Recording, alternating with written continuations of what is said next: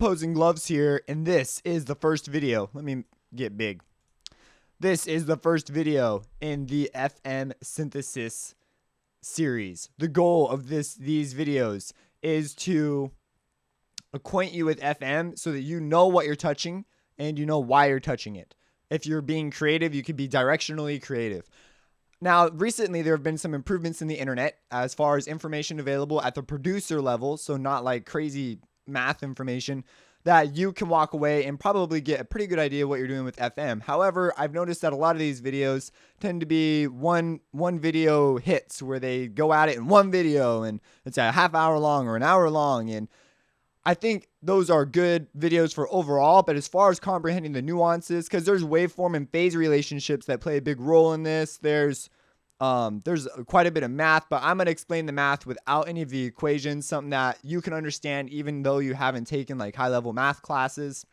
And so I'm going to approach it from that point of view, and we're going to look at the technicalities of it. I'm going to talk about the tools I'll be using in the next video because those are important, but ideally you'll be able to walk away from this series and you will know everything you need to know about FM to use it in any plugin. So these will be general principles that can be applied to everything.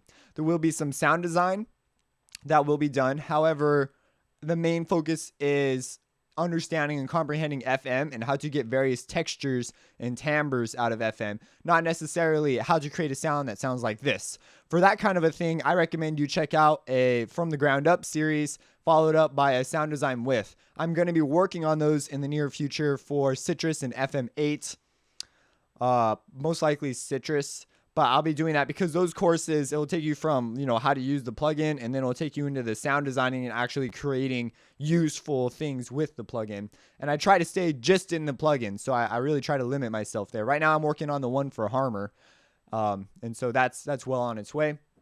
But anyways, yeah, by the end of this, you should know what you're touching, why you're touching it, and requisite knowledge. You need to have watched my digital audio basics and my sound and synth basics. I will not be covering those concepts specifically in here, and they are all completely necessary, very important information that you are going to need to know when you're working in FM synthesis.